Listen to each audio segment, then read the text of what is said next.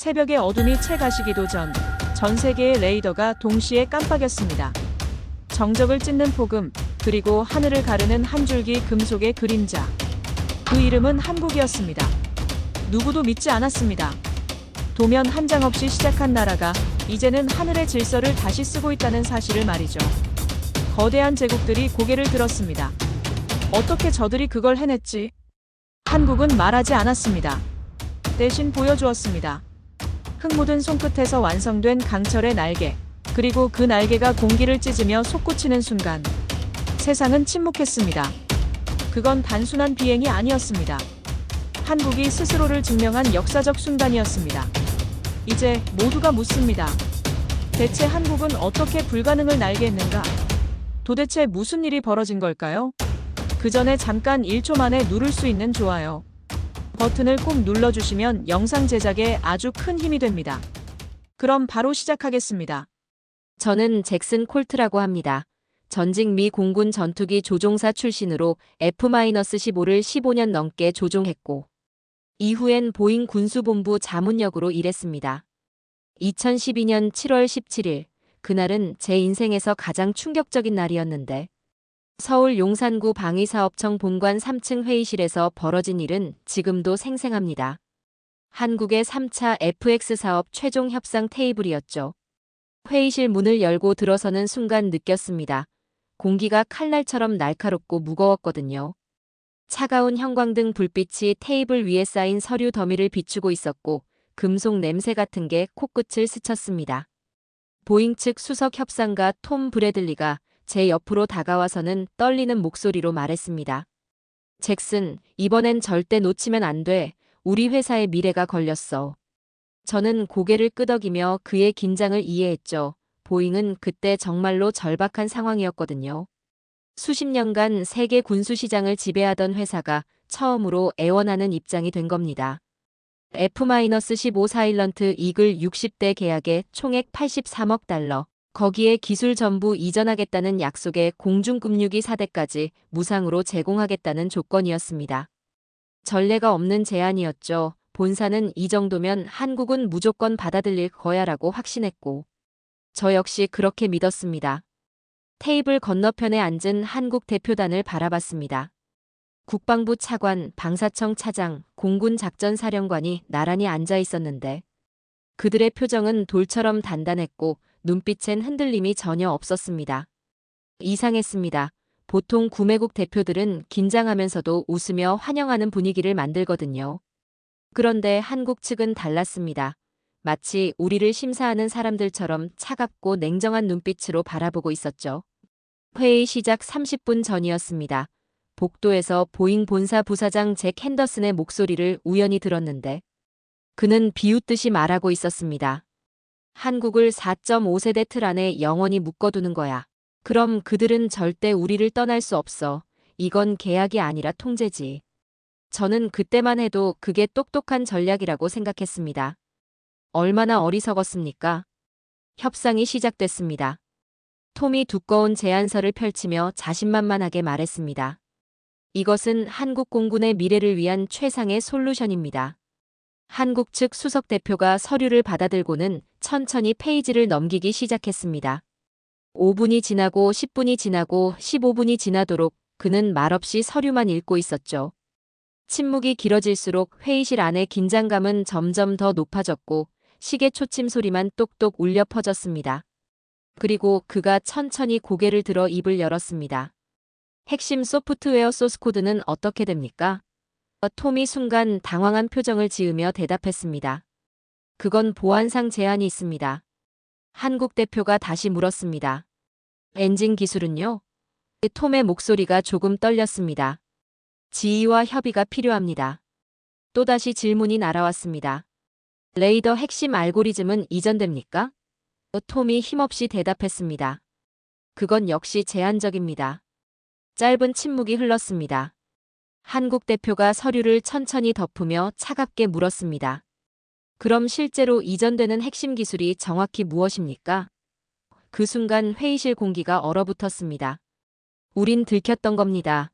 기술 이전이란 화려한 말 뒤에는 껍데기만 있었고, 엔진도 레이더도 소프트웨어 핵심도 전부 빠져 있었던 겁니다. 완벽한 함정이었죠. 한국을 영원히 4.5세대에 가둬두려는. 한국 공군 참모총장이 천천히 자리에서 일어났습니다. 그의 눈빛이 제 가슴을 찔렀습니다. 4.5세대는 이제 과거입니다. 그가 단호하게 선언했습니다. 5세대가 아니면 대한민국의 미래는 없습니다. 그 한 문장에 제 심장이 멎는 줄 알았습니다. 톰의 얼굴이 하얗게 질리며 손에 쥔 펜이 바닥에 떨어졌고 회의실에 굴러가는 소리가 크게 울렸습니다. 잠깐만요. 다시 한번 검토해 보시죠. 우리 조건은 충분히 매력적이지 않습니까?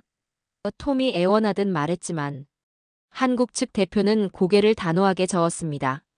검토할 필요 없습니다. 우린 미래를 선택하겠습니다. 그 순간 모든 게 무너졌습니다. 보잉의 자존심도 미국의 오만도 그리고 제 확신도 말이죠. 회의는 30분 만에 끝났습니다. 한국 대표단이 회의실을 나가는 모습을 멍하니 바라봤는데 그들의 발걸음엔 흔들림이 전혀 없었습니다. 톰이 허탈하게 중얼거렸습니다. 이게 도대체 어떻게 된 겁니까? 저는 대답할 수 없었습니다. 그날 밤 보잉 본사에 긴급 보고가 올라갔고 본사는 믿지 못했습니다. 한국이 거절했다고? 저 조건을? 저 역시 믿을 수 없었지만 사실이었습니다. 그날 저는 깨달았습니다. 우리가 함정을 판 게 아니라 우리 스스로 함정에 빠진 거였다는 걸 말이죠. 그날 밤 저는 잠을 이룰 수 없었습니다. 호텔 방에서 보잉 내부 기밀 문건을 다시 꺼내 읽었는데 그 순간 제 손이 떨리기 시작했습니다. 문건 3페이지에 적힌 문구가 눈에 들어왔죠. 핵심 기술 이전 제한 항목 APG-63. 레이더 소스코드 전면 제외, F110 엔진 핵심 설계 도면 비공개, 전자전 시스템 알고리즘 이전 불가. 도대체 뭡니까? 우리가 떠들어댄 기술 이전이란 게 겉만 번지르르한 껍데기였던 겁니다. 더 충격적인 건 다음 문장이었습니다. 한국은 절대 5세대 전투기를 독자 개발할 수 없을 것이며 4.5세대 플랫폼에 영구 종속시킴으로써 장기적 부품 공급 및 업그레이드 시장을 확보한다. 이건 기술 이전이 아니라 굴레였습니다. 저는 노트북을 덮으며 생각했습니다. 한국은 이걸 알고 있었던 걸까요? 아니, 분명히 알고 있었을 겁니다. 그래서 그렇게 단호하게 거절했던 거죠. 다음 날 아침 본사에서 긴급 화상회의가 소집됐습니다. 보잉 최고 경영자 짐 맥너니가 화면에 나타났는데 그의 표정은 일그러져 있었습니다. 도대체 무슨 일입니까? 한국이 우리 제안을 거절했다는 게 사실입니까? 톰이 힘없이 대답했습니다. 네, 그들은 5세대가 아니면 받아들일 수 없다고 했습니다. 회의실이 순간 조용해졌고 그 침묵을 깬 건 마케팅 본부장의 비웃음이었습니다. 그들은 미쳤군요. 5세대를 스스로 만들겠다는 겁니까? 설계 경험도 없는 나라가. 여기저기서 웃음소리가 터져나왔습니다. 한국은 스스로 무덤을 판 거야. 기술도 없이 어떻게 만들겠어? 10년 뒤엔 다시 돌아올 거야. 그때 가서 더 비싸게 팔면 되지. 저는 그 웃음소리를 들으며 이상한 기분이 들었습니다. 왜 나는 웃을 수 없는 걸까요? 어제 회의실에서 본 한국 대표단의 눈빛이 자꾸 떠올랐거든요. 그들의 눈엔 두려움이 없었습니다. 오직 결의만 있었죠. 2주가 지났습니다. 유럽 방산업체 유로파이터 컨소시엄이 한국의 타이푼 전투기를 제안했고 보잉은 긴장하기 시작했습니다. 경쟁이 치열해지자 본사는 추가 할인안을 내놓았지만 한국의 태도는 변하지 않았습니다. 5세대가 아니면 논의할 가치가 없습니다. 그 한 문장으로 모든 협상이 막혔죠. 9월 24일 최종 결과가 발표됐습니다. 한국은 유로파이터도 아닌 록히드 마틴의 F-35를 선택했습니다. 보잉은 완전히 탈락했죠. 본사는 패닉에 빠졌습니다. 83억 달러짜리 계약이 날아간 겁니다. 톰은 그날 사표를 냈고 마케팅 본부장은 징계를 받았습니다. 저는 회의실 창밖을 바라보며 생각했습니다. 우리가 틀렸던 걸까요? 한국을 과소평가했던 걸까요? 그날 저녁 우연히 한국방산 관련 뉴스를 봤습니다. 한국방위사업청, 한국형 전투기 개발 사업 KFX 공식 착수. 제 심장이 두근거리기 시작했습니다. 뉴스 앵커가 말했습니다. 정부는 2025년까지 독자 개발 4.5세대 전투기를 완성하고 이후 5세대로 발전시킬 계획입니다. 화면엔 한국 기술자들이 설계 도면 앞에서 회의하는 모습이 나왔습니다. 저는 그 장면을 보며 깨달았습니다. 그들의 거절은 단순한 거절이 아니었습니다. 미래를 향한 선언이었던 겁니다. 그날 밤 저는 노트에 한 문장을 적었습니다. 그들은 우리의 미끼를 물지 않았다. 대신 스스로 날개를 만들기로 했다. 보잉 동료들은 여전히 비웃고 있었지만 저는 더 이상 그들과 웃을 수 없었습니다. 한국 대표단의 눈빛이 자꾸 떠올랐거든요. 그 단단하고 흔들림 없던 눈빛이 말이죠. 3개월 뒤 보잉 내부 보고서가 제 책상에 올라왔습니다. 한국 KFX 프로젝트 모니터링 보고서라는 제목이었는데 내용을 읽으며 저는 점점 더 불안해졌습니다. 한국항공우주산업과 국방과학연구소가 주축이 되어 설계 작업 개시, 인도네시아를 개발, 파트너로 확보, 미국 로키드 마틴으로부터 기술 자문 협약 체결. 그들은 진짜로 시작한 겁니다. 농담이 아니었습니다. 저는 보고서를 덮으며 중얼거렸습니다. 그들은 준비하고 있었구나. 우리가 협상 테이블에 앉아 있을 때 이미. 그 순간 깨달았습니다. 한국의 거절은 즉흥적 결정이 아니었습니다. 치밀하게 계획된 독립선언이었던 겁니다. 저는 처음으로 미국이 아닌 다른 나라를 존경하기 시작했습니다. 2022년 7월, 그러니까 정확히 10년이 지난 후였습니다. 저는 이미 보잉을 떠나 독립군사 전문가로 활동하고 있었는데 어느 날 이메일 하나를 받았습니다. 한국항공우주산업에서 보낸 초청장이었죠. KF-21 보람의 시제기 공개 행사에 귀하를 초대합니다. 저는 화면을 보며 한참을 멍하니 앉아 있었습니다. 보람회라니 그들이 정말로 해낸 겁니까? 초청을 수락했습니다. 솔직히 말하면 호기심 반 의구심 반이었죠. 10년 전 그들의 선언을 기억하고 있었지만 실제로 완성했다는 게 믿기지 않았거든요. 인천공항에 도착해서 사천으로 향하는 차 안에서 계속 생각했습니다. 과연 어느 정도까지 만들었을까? 설계 도면만 있는 건 아닐까? 한국항공우주산업 공장에 도착했을 때 제 심장이 두근거리기 시작했습니다. 거대한 경납고 문이 천천히 열렸습니다. 그리고 그 안에서 저는 믿을 수 없는 광경을 목격했습니다. KF-21 보라매가 거기 서 있었던 겁니다. 실물이었습니다. 종이 위의 계획이 아니라 금속과 탄소 섬유로 만들어진 실제 전투기였죠. 저는 그 자리에서 얼어붙었습니다. 스텔스 형상의 동체, 날렵한 날개, 쌍발 엔진 배치까지 완벽했습니다. 이게 정말 한국이 만든 겁니까? 저도 모르게 중얼거렸습니다. 한국항공우주산업 수석 엔지니어가 다가와 설명하기 시작했습니다. AESA 레이더는 국내 독자 개발에 성공했고 IRST 센서도 자체 기술로 완성했습니다. 스텔스 설계는 레이더 반사 면적을 크게 줄였죠. 저는 그의 말을 들으며 점점 더 충격에 빠졌습니다. 10년 전 우리가 불가능하다고 단정했던 기술들이 눈앞에 구현되어 있었던 겁니다. 전투기에 가까이 다가갔습니다. 손끝으로 동체 외피를 조심스럽게 만져봤는데 차갑고 매끄러운 표면이 느껴졌습니다. 이건 기계가 아니야. 저는 속으로 생각했습니다. 이건 한 나라의 의지가 형체를 갖춘 거야. 주변에 서 있는 한국 기술자들을 바라봤습니다. 그들의 작업복엔 기름때가 묻어 있었고 손은 거칠었지만 눈빛만큼은 자부심으로 빛나고 있었습니다. 엔지니어가 계속 설명했습니다. 초도 비행은 이미 성공했고 현재 각종 시험 비행을 진행 중입니다. 2026년부터 양산에 들어갈 예정이죠. 저는 고개를 끄덕이며 물었습니다. 보잉이나 로키드 마틴의 반응은 어떻습니까? 그가 잠시 미소를 지었습니다. 처음엔 불가능하다고 했죠. 하지만 지금은 경쟁 기종으로 분류하고 있습니다.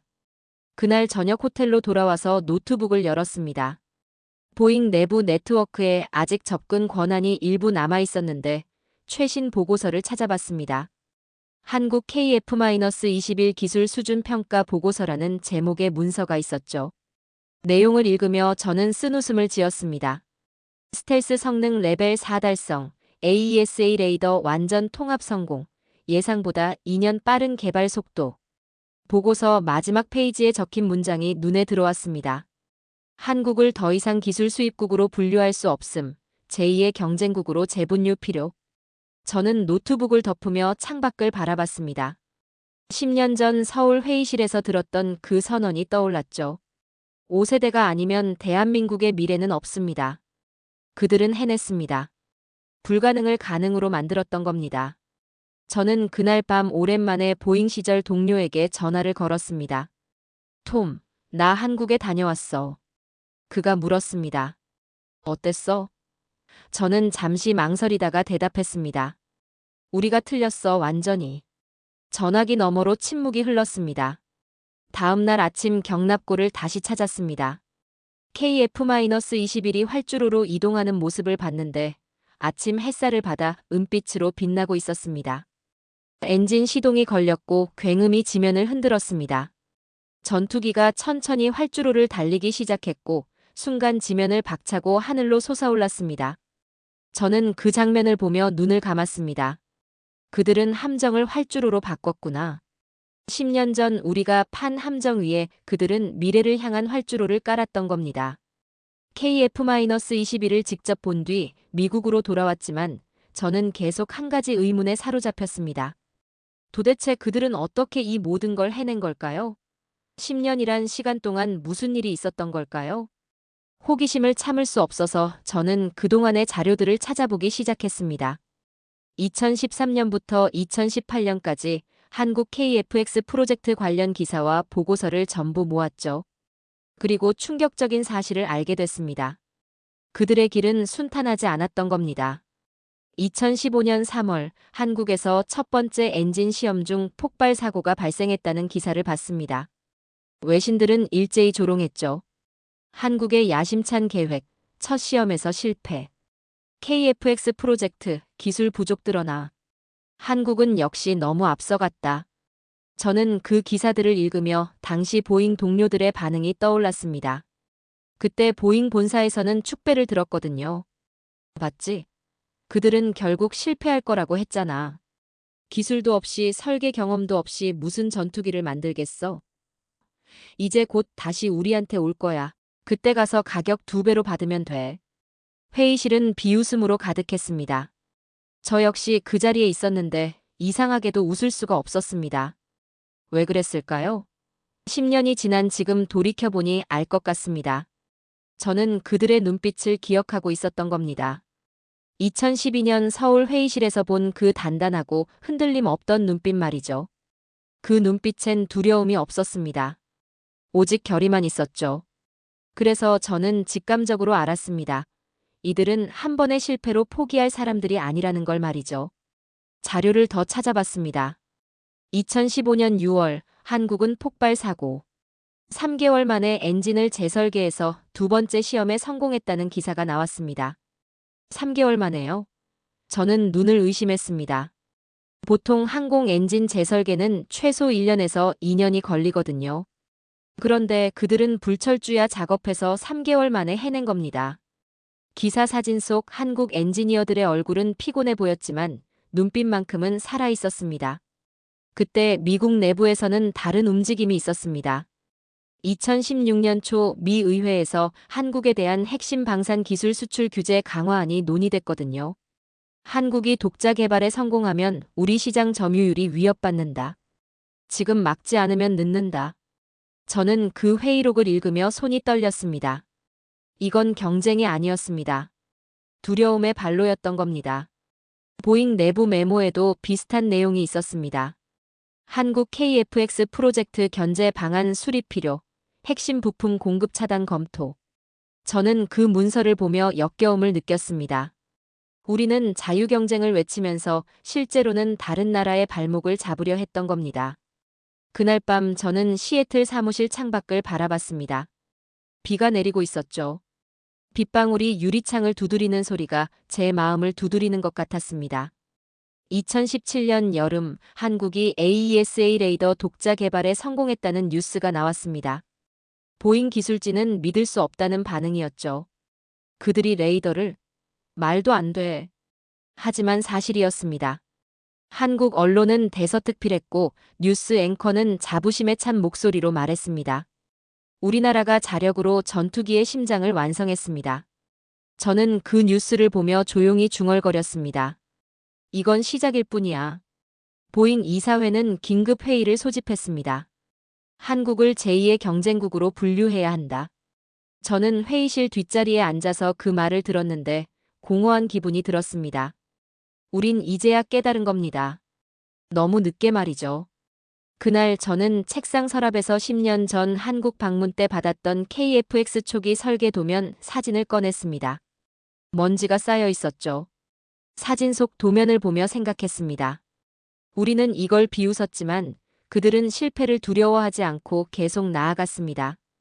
우리는 실패를 숨기고 감추려 했지만 그들은 실패를 딛고 다시 일어섰던 겁니다. 이건 기술의 문제가 아니었습니다. 의지의 전쟁이었죠.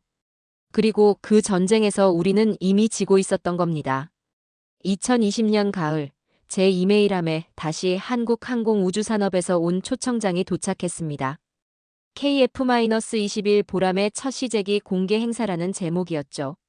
저는 화면을 보며 잠시 멈췄습니다.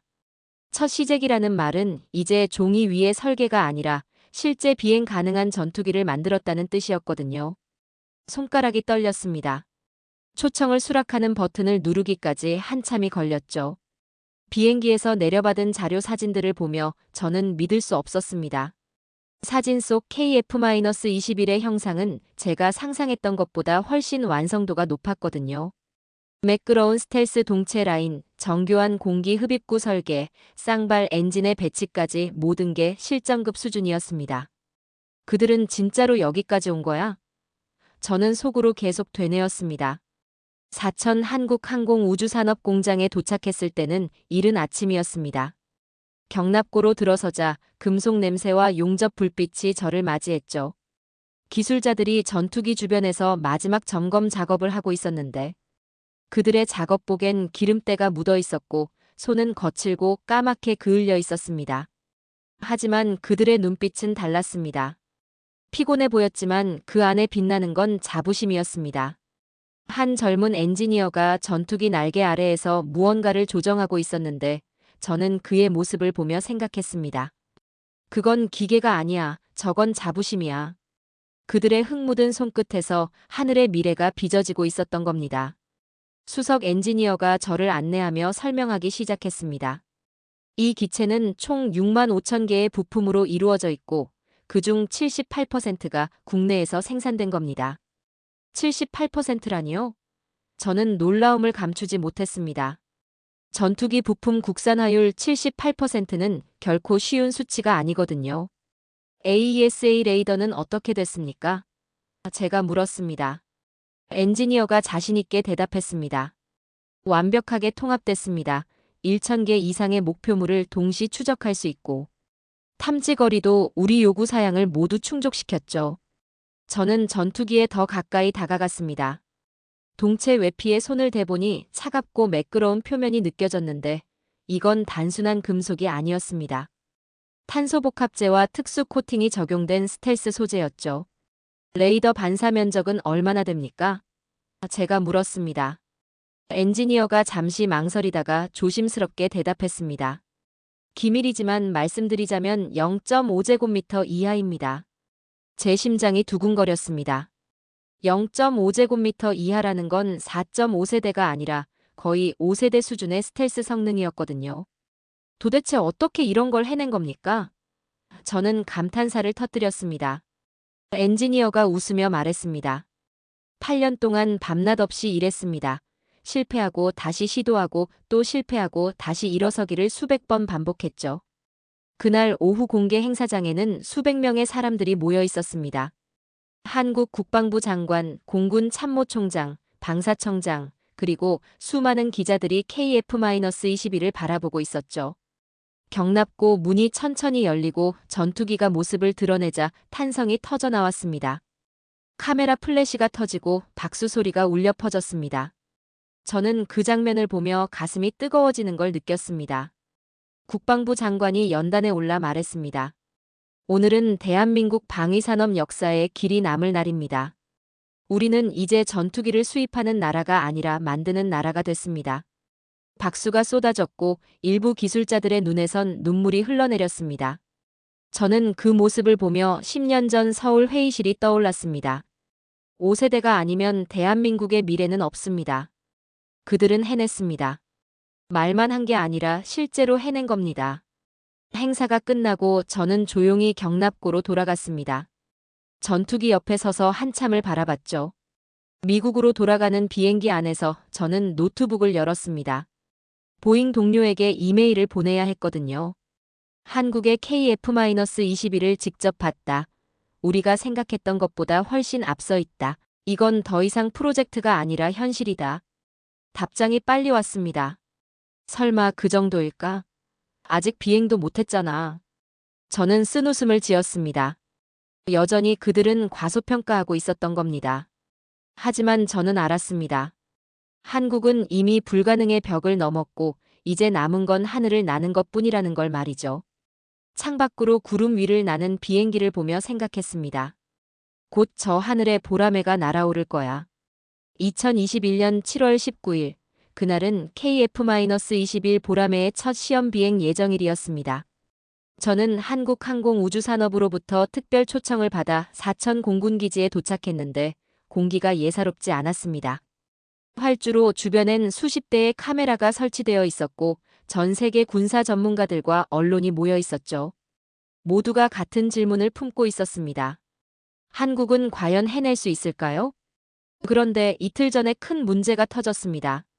미국 방산 부품 업체가 핵심 비행 제어 컴퓨터 모듈 공급을 갑자기 중단한 겁니다.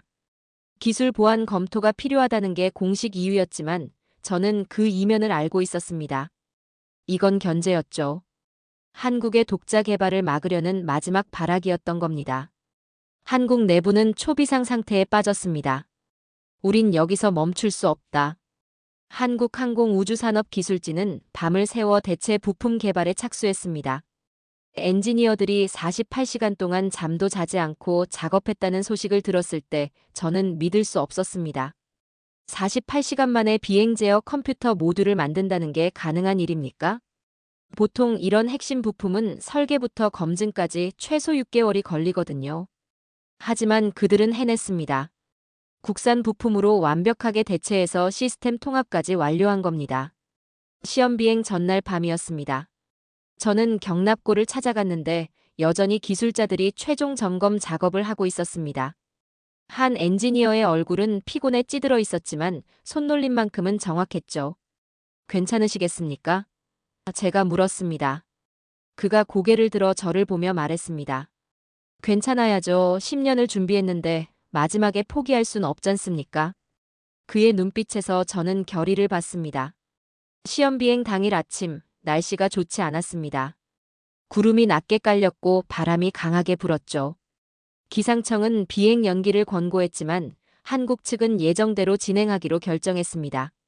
너무 많은 사람들이 지켜보고 있었고 연기하면 외신의 조롱이 쏟아질 게 뻔했거든요. 날씨는 핑계가 될 수 없다. 공군 참모총장이 단호하게 말했습니다. 오전 10시 조종사가 조종석에 탑승했습니다. 대한민국 공군 최고의 테스트 파일럿이었죠. 그의 헬멧 위로 빗방울이 떨어지는 게 보였습니다. 활주로 주변의 모든 사람들이 숨을 죽였습니다. 저도 마찬가지였죠. 제 심장은 마치 엔진처럼 요란하게 뛰고 있었습니다. 이건 단순한 비행이 아니야. 저는 속으로 생각했습니다. 이건 자존심의 시험이야. 엔진 시동이 걸렸습니다. 쌍발 엔진의 굉음이 지면을 흔들었는데 그 소리가 제 가슴까지 울려왔습니다. KF-21이 천천히 활주로로 이동하기 시작했고 회색 하늘 아래서 은빛 동체가 빛났습니다. 관제탑에서 최종 허가가 떨어졌습니다. 보람의 1호기, 26 허가. 조종사의 목소리가 무전으로 들려왔습니다. 보람의 1호기, 26합니다. 전투기가 활주로를 달리기 시작했습니다. 속도가 점점 빨라졌고 엔진음이 점점 더 커졌습니다. 50노트, 100노트, 150조트. 저는 숨도 쉬지 않고 지켜봤죠. 그리고 그 순간이 왔습니다. KF-21의 앞바퀴가 지면을 떠났고 이어서 뒷바퀴도 떠올랐습니다. 전투기가 하늘로 솟아오르는 순간 저는 온몸에 전율이 흘렀습니다. 그들이 해냈어. 저도 모르게 중얼거렸습니다. 보라매는 구름을 뚫고 올라갔고 회색 하늘 속으로 사라졌다가 다시 나타났습니다. 기동 비행을 시작한 겁니다. 상승, 선회, 급강하, 다시 상승. 모든 동작이 매끄럽고 안정적이었습니다. 활주로 주변에서 환호성이 터져나왔고 일부 기술자들은 서로 껴안으며 눈물을 흘렸습니다. 20분간의 비행이 끝나고 보라매가 다시 활주로에 착륙했습니다. 완벽한 착륙이었죠. 조종사가 조종석에서 내려 엄지를 치켜들었고 그 순간 폭발적인 박수와 함성이 쏟아졌습니다. 저는 그 광경을 보며 눈시울이 뜨거워지는 걸 느꼈습니다. 이건 단순한 시험 비행이 아니었습니다. 10년간의 노력과 수천 명의 땀과 눈물이 결실을 맺은 순간이었던 겁니다. 그날 저녁 외신 헤드라인이 일제히 터졌습니다. 한국, 불가능을 비행하다. KF-21 보람의 첫 비행 성공. 아시아 신흥방산 강국의 탄생. 저는 호텔방에서 그 뉴스들을 보며 노트북을 열었습니다. 보잉 내부 네트워크에 접속했는데 본사는 침묵에 빠져 있었습니다. 아무도 댓글을 달지 않았고 아무도 입을 열지 않았죠. 다음 날 아침 보잉 최고 기술 책임자에게서 이메일이 왔습니다. 잭슨, 한국 상황 어떤가? 실제로 비행 성공했나? 저는 짧게 답장했습니다. 네, 완벽하게 성공했습니다. 우린 더 이상 그들을 과소평가할 수 없습니다. 답장은 오지 않았습니다. 저는 창밖을 바라보며 생각했습니다. 그들은 날았다. 세계의 의심 위로 말이야. 첫 비행 성공 이후 세계가 들끓기 시작했습니다. KF-21 보라매는 더 이상 단순한 신형 전투기가 아니라 새로운 군사 패러다임으로 평가받기 시작했거든요. 미국 방산 전문지들은 일제히 특집 기사를 냈고 유럽 방산업체들은 긴급 회의를 소집했습니다. 제가 몸담았던 보잉도 예외는 아니었죠. 본사에서는 연일 비상회의가 열렸고 임원들의 표정은 어두웠습니다. 옛 동료 톰에게서 전화가 왔습니다. 잭슨, 이건 일시적 성공일 뿐이야. 그들은 결국 기술적으로 한계에 부딪힐 거야. 목소리엔 불안이 묻어났죠. 저는 대답했습니다. 톰, 자네는 아직도 모르는군. 그들은 한계를 믿지 않는 사람들이야. 전화기 너머로 침묵이 흘렀고 톰은 더 이상 말하지 않았습니다. 2022년 여름, 한국 공군은 보라매의 실전급 시험비행 공개 행사를 개최했습니다. 저는 또다시 초청을 받아 사천 공군기지로 향했죠. 활주로 옆 관람석에는 각국 무관들과 방산 전문가들이 빼곡히 앉아 있었고 하늘은 맑게 개어 있었습니다. 이번엔 단순한 시험 비행이 아니었습니다. 실전을 가정한 기동 비행이었거든요. 오후 2시 보라매 4대가 편대를 이루어 이륙했습니다. 엔진음이 지면을 흔들었고 전투기들은 일제히 하늘로 솟아올랐습니다. 급상승, 배럴, 롤, 스플릿 S, 고속 선회까지 모든 기동이 정확하고 안정적이었죠. 저는 숨을 죽이고 지켜봤습니다. 저게 정말 첫 양산형 전투기 맞아? 옆에 앉은 프랑스 무관이 중얼거렸습니다. 지상에서는 한국 공군 장병들이 조국의 깃발을 바라보며 서 있었습니다. 젊은 병사들의 눈빛엔 자부심이 가득했고 나이든 장교들의 눈가엔 눈물이 맺혀 있었습니다. 저는 그 광경을 보며 깨달았습니다. 이건 비행이 아니라 선언이야. 한국은 독립을 증명하고 있어. 보라매가 하늘을 가르며 지나갈 때마다 관중석에서 환호성이 터져나왔습니다. 행사가 끝나고 저는 보잉 본사에 보고서를 보내야 했습니다. 노트북을 열고 타이핑을 시작했는데 손가락이 떨렸습니다. 한국 KF-21 보라매, 실전 배치 가능 수준 확인, 기동성과 안정성 모두 우수, 더 이상 프로토타입이 아닌 완성형 무기 체계로 평가됨. 보내기 버튼을 누르는 순간 묘한 감정이 들었습니다. 2주 후 보잉 이사회 회의록이 제 이메일로 전달됐습니다. 슬라이드 첫 페이지에는 단 한 문장만 떠 있었죠. 한국 KF-21 새로운 시대의 시작. 회의실에선 아무도 입을 열지 못했다고 했습니다. 10년 전 그들은 절대 못 만든다고 비웃던 사람들이 이제는 침묵할 수밖에 없었던 겁니다. 저는 그 회의록을 읽으며 쓴웃음을 지었습니다. 그날 저녁 저는 옛 동료들에게 메시지를 보냈습니다. 우린 전투기를 팔았지만 그들은 하늘을 샀다. 답장은 하나도 오지 않았습니다. 다들 인정하기 싫었겠죠. 하지만 사실은 사실이었습니다. 한국은 우리의 거절을 발판 삼아 독립을 쟁취했고 이제 세계 방산 시장의 새로운 경쟁자로 우뚝 선 겁니다. 저는 호텔 창밖으로 펼쳐진 사천 시내를 바라봤습니다. 멀리 공군기지 활주로가 보였고 그곳에선 여전히 보라매가 야간 훈련을 하고 있었습니다. 어둠 속에서 전투기의 항법등이 별처럼 반짝였죠. 그들의 엔진음은 자유의 선언이었어. 저는 중얼거렸습니다. 우린 비행을 계산했지만 그들은 하늘을 믿었던 겁니다. 그리고 그 믿음은 현실이 됐죠. 2023년 봄, 제 이메일함에 놀라운 뉴스가 도착했습니다. 폴란드와 말레이시아, 한국 KF-21 도입 검토 시작이라는 제목이었죠. 저는 화면을 보며 잠시 멍하니 앉아 있었습니다. 수출이라니요? 겨우 실전 배치도 시작하지 않았는데 벌써 해외에서 관심을 보인다는 겁니까? 기사를 자세히 읽어보니 동남아시아와 중동, 여러 국가들도 구매 의사를 타진하고 있다고 했습니다. 외신 코멘트가 인상적이었습니다. 우린 이제 미국만 바라보지 않아도 된다. 한 중동 국가 국방부 관계자의 말이었죠. 저는 그 문장을 보며 소름이 돋았습니다. 이건 단순한 시장 변화가 아니었습니다. 시대의 이동이었던 겁니다. 수십 년간 미국과 유럽이 독점하던 전투기 시장에 새로운 선택지가 생긴 거였죠. 세계 지도 위에 한국이라는 이름이 새로운 방산 강국으로 각인되고 있었습니다. 그날 밤 저는 오랫동안 고민했습니다. 저는 보잉에서 일했고 미국 방산 시스템의 일부였습니다. 하지만 이제 더 이상 그 시스템을 옹호할 수 없었죠. 노트북을 열고 보고서를 작성하기 시작했습니다. 제목은 패권의 이동, 한국 방산의 부상과 그 의미였습니다.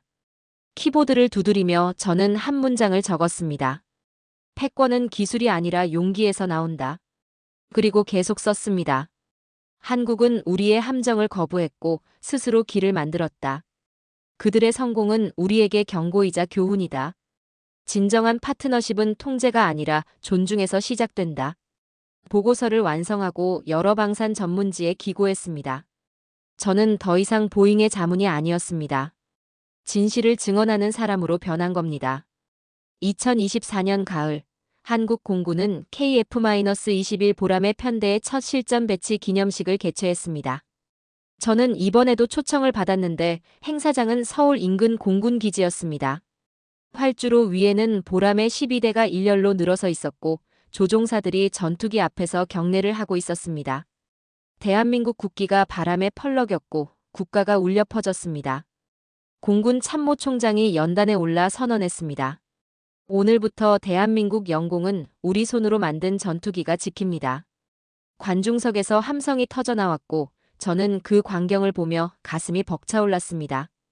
편대가 일제히 이륙하기 시작했고 12대의 보라매가 하늘을 가르며 대형을 이루었습니다. 은빛 동체가 햇살을 받아 빛났고 엔진음이 지면을 울렸습니다. 저는 하늘을 올려다보며 속으로 말했습니다. 저건 경고가 아니라 약속이야. 한국은 세계에 선언하고 있었습니다. 우리는 이제 독립했고 우리 하늘은 우리가 지킨다고 말이죠. 편대가 국경선을 향해 순찰 비행을 시작했고 저는 그 모습을 끝까지 지켜봤습니다. 보라매가 구름 속으로 사라질 때까지 말이죠. 행사가 끝나고 저는 경납고를 찾아갔습니다. 젊은 정비사들이 전투기를 점검하고 있었는데 그들의 눈빛이 인상적이었습니다. 자부심과 책임감으로 빛나고 있었거든요. 한 20대 초반으로 보이는 정비사가 보람의 날개 아래서 작업하고 있었는데 저는 그에게 물었습니다. 이 일이 자랑스럽습니까? 그가 고개를 들어 활짝 웃으며 대답했습니다. 당연하죠. 제가 손본 전투기가 우리나라 하늘을 지킨다는 게 얼마나 멋진 일입니까? 저는 그의 대답을 듣고 깨달았습니다. 이게 바로 한국의 힘이었습니다. 젊은 세대가 스스로의 미래를 조립하고 있었던 겁니다. 그들은 수입된 무기가 아니라 자신들이 만든 무기로 나라를 지킨다는 자부심을 가지고 있었죠. 다음 날 아침 저는 서울 시내를 걸었습니다. 고층 빌딩 숲 사이로 맑은 하늘이 펼쳐져 있었고 멀리서 전투기가 순찰 비행을 하는 소리가 희미하게 들렸습니다. 저는 하늘을 올려다보며 오랫동안 서 있었죠. 구름 사이로 한 점이 지나가는 게 보였습니다. 보라매였습니다. 그 순간 모든 게 명확해졌습니다. 10년 전 서울 회의실에서 시작된 이야기의 결말이 눈앞에 펼쳐져 있었던 겁니다. 한국은 우리의 거절을 디딤돌 삼아 여기까지 왔습니다. 함정을 활주로로 바꿨고 의심을 확신으로 바꿨으며 불가능을 현실로 만들었죠. 우린 과거를 팔았지만 그들은 미래를 만들었어.